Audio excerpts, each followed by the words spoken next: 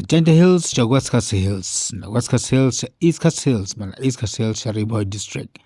Kipat ba kanya tuig kanya mi Pynïasoh iladi ba kasang Voice of the People Party.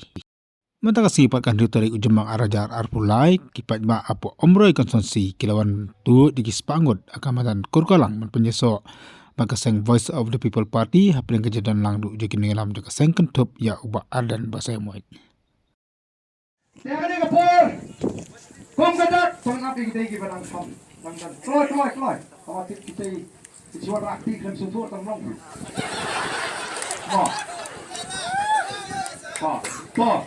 Te kom kadak jang gajing kersian. Na kuah ia pi paro kibran ni kapur, kibran ni ka Constituency Umroi Constituency. Ba pini ba film menjur bani don bentano ba ka Voice of the People Party.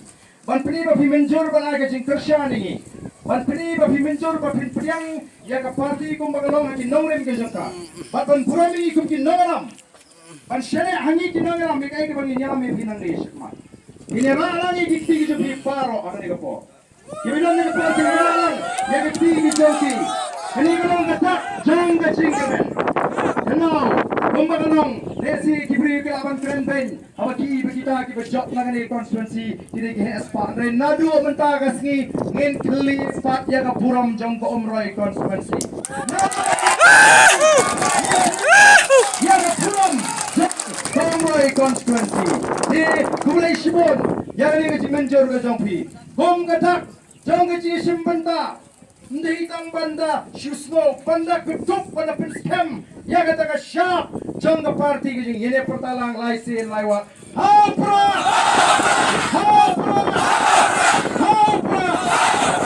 Naishibon, kema ko pangine tway, nang karajan. Wayam nang tajongi. O blame ay kajing Christian, unay kajing start, unay, ya kata kanong rim ka baskem, bangilang bangilang, ya ka jet bridge, ya kalaway ka basyangan, mat kalaway ka basyangan, blame kurbuy ka baro, kumulay